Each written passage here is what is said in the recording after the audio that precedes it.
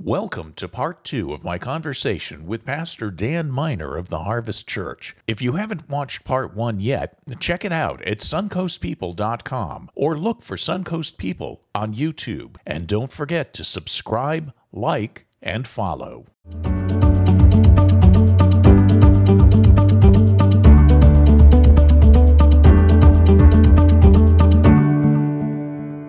My conversation with Pastor Dan Miner continues on the topic of change. And Dan, I want to ask you, can people really change you? Yeah, I don't think that I think change only happens when you decide to confront things in your own life that you want to see different. I don't think that anybody can change you. I think that people, for me, the change that I've been through, especially in the last couple of years, as I've found a new person to do life with, I had to get to a point with her, and for me, it was a lot of arguments. It was a lot of tumultuous conversations. It was a lot of defensiveness on both of our parts, but I had to get to a point where I trusted her to point out some things that I could take a look at. And I think for me, I had to come to a point where I trusted that she wasn't trying to tear me down. And she's been the first person in my life that could do this. And because any other time that I had somebody point out my flaws, I felt like I was had to defend myself. I just did. I felt like I had to defend myself because I felt like either their take on it was unfair, they didn't understand the intention of my heart, they were misreading something, etc. Don't we have those defenses in order to protect ourselves from people who might be gaslighting us or manipulating us? Absolutely, and the world is full of it. Yeah. So the major hurdle to having a relationship that might inspire you to make changes in your life is that 90% of the time, just throwing out an arbitrary number, you're protecting yourself for a good reason. And how do you distinguish the 10% of the time where you're actually being invited into an opportunity to look at something that would be beneficial for you to look at in your life? And knowing what that is a giant risk that all of us have erred on the wrong side of and gotten burned. And so I still struggle sometimes personally. I am by no means on top of the world when it comes to this, but I've had to realize in my own life that it is not a deficiency or some sort of character flaw for me not to be perfect. And being okay with not being perfect was a hard thing for me to come to. The rest of the world was pretty clear I wasn't perfect. Very clear.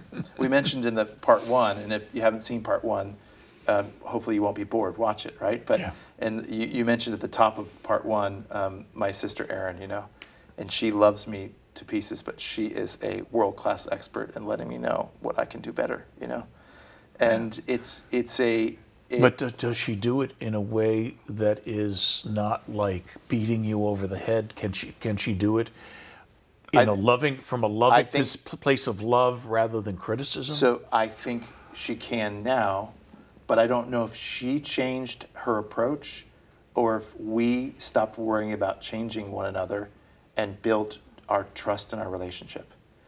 If what do they say?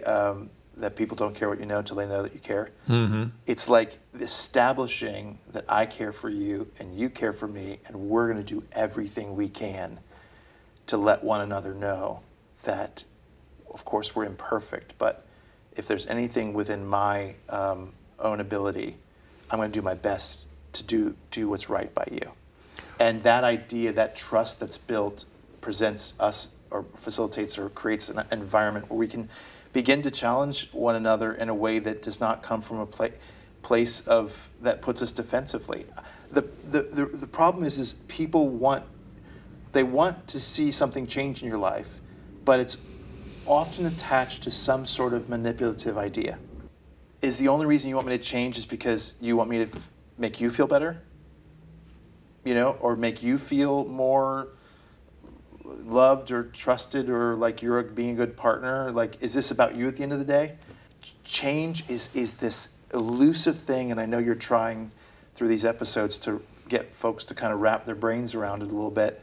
It's this elusive thing, but then every once in a while, like a blind squirrel finding a nut, we bump into something, we have an opportunity, we feel safe and supported in making a change, we do it, and we go, oh my gosh, this is really, I should have done this a long time ago. And I don't know how we can train our brains to do that more often, because I think we all benefit from it. But I think, who we surround ourselves with and the type of people that we give access to that part of our life is probably a very critical step to creating patterns where we begin to go, yeah, we're safe to make a change here.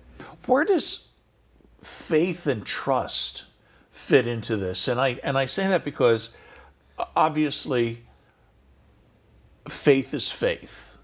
And for me, the word faith is associated with religion, with God, Yeah. with having faith in something strong enough that you believe it, and that faith cannot be proven.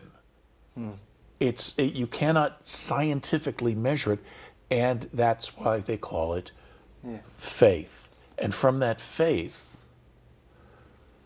comes trust. Yeah. And trust I put on a more human plane. Sure. Of trusting another person. Where does trusting yourself and having faith enable a person to change? So I'm going to start here, and this will explain it all, hopefully. This is one of my passions, that one of the things that I try so desperately to beat against. Fear-based anything, but fear-based religion is what I believe to be one of the greatest evils on earth. And the fire and brimstone, you're going to hell if you don't do this, then your life is... It's the degree of certainty that faith, that kind of fear-based faith or fear-based religion requires. Gotcha. For instance, if I told you there's a 50% chance that tomorrow you're going to come down with a cold, you probably wouldn't do anything. You might take some vitamin C today. You might, whatever. You're not going to do much. But if I told you there's a 2% chance that tomorrow you're going to be diagnosed with an incurable disease that's going to give you 3 months to live, you're going to go into action like nobody's business. We've told people that if you step out of line this much, I'll parallel this in the relationship. If you step out of that line this much, this once loving, divine, spirit, cosmic being, whatever you want to call it, God, if you step out this much out of line, you are going to end up burning eternally in hell with you and your family in torment forever. And the certainty required to not only have the right answers for everything, but also think about this, to never be wrong. So if my relationship with the divine is, I can't get anything wrong because the potential consequences are burning in the fiery pits of hell, which, by the way, I don't believe is true at all. And then I take that kind of relational approach to relationship with somebody else, where if I'm authentic with what I'm feeling, if I admit to maybe missing the mark on something, if I don't get it right, and that something that you're going to leave me, you're not going to speak to me anymore, you're going to cut me off, whatever it may be, it's the same approach. So the reason we have to get, if you are a person of faith, and I believe everybody has some sort of faith in something, right? But if you are a person of faith, we have to get fear out of faith, because it directly begins to bleed into and to poison the idea of trust on the human plane. Because I can't trust you if the consequences of me missing the mark, which we're all going to do, are so dire. That damning certainty that grips our lives when we subscribe to that fear-based religion, if we can get free of that and start living our lives to its fullest, realizing we're going to get it right and we're going to get it wrong, but we're going to do our best, and that we're received and accepted and celebrated and loved no matter what, I believe wholeheartedly, and I believe that my life is at least part of proof of that it changes how we have our personal relationships with another human being. Because we don't believe, at the end of the day, we're going to be abandoned, we're going to be told that we're no good, we're going to be told that you don't care because you're so forgetful, or all of the things that we get labeled with. We can go, oh, you know what? Man, I recently asked my sister, I said, about a person that I found out that really didn't like me. And I really care about the person. And I thought they cared about me. And she said, she wasn't, I asked her, she said, they really, I said, well, why aren't they around anymore? And she said, they really don't like you. And I said, why? And she said, well, their experience with you has been, they feel like all you care about is yourself. And immediately I wanted to say, how could they feel that way? I can give you 100 reasons and show you how I've loved and served other people when it didn't benefit me at all. How could you say that? That's my immediate response. You know, like I want to go like, how could you feel that way? How could that person feel that way? Forget everybody else. I'll show you the 25 ways I've helped and loved and been there for them in their deepest, darkest moments. What you're just saying is, don't you realize how wonderful I am? Exactly. I'm a wonderful person. But if the idea, when faith says your mistakes are going to land you in eternal torment, yeah, then you think that we're going to be that way with our faith, but in our personal relationships with one another, that's not going to affect it? Absolutely. Yeah. So I grew up in that kind of faith. Mm-hmm. And I grew up with the mentality of, I have 100 readied excuses for why your accusation against my character or the way I live my life is not true. And I never even allow my mind for years to even go there, that the possibility of what you're saying might hold some truth. And that is a recipe for disaster. Yeah. Well, it sounds like you've certainly been through and continue to change and move forward. I told my congregation this. I say, especially recently, I say to them, actually the first couple times you say, you know what, you might be right, that might be something I need to work on. After the first couple times, it's actually freeing. It is. Because you just go, you know what, that's a great point, and that's something I need to think about. And the first couple, you're just like, man, this is like somebody's holding a gun to my head. After that, it gets easy. Well, in addition to that, it's okay. I've learned that it's okay to say, I don't know. I don't have the answer to that question. Let me get back to you. Yeah. And it either means I don't have the data, I don't know the facts, or I really need to process this question and think about what it is that they're asking, but I tend to be an overthinker anyway. I have one last question because we are running out of time. What's next? Yeah, we just finished a brand new, amazing Life Enrichment campus with Harvest House that'll also serve as our new auditorium, and it's called the Life Enrichment Campus, which we also are going to be renting out to the community. For both nonprofits and for-profits. I hope to get to a point where people aren't saying, oh, that's the gay church. Like, it's just a church with people in it, and it doesn't matter if it's gay or straight or black or white or poor or rich or Democrat or Republican or atheist or Muslim or Jewish or whatever. We have people from all of the above that are attending, and all we're hoping to do is create an environment where people are asking better questions about their faith and their journey, and hopefully leading to something that brings peace and love, and that they're seen and that they feel known and they feel like they belong to and are a part of a family. That's what I'm hoping to create. I don't know if it's possible, but we're going to give it our best shot.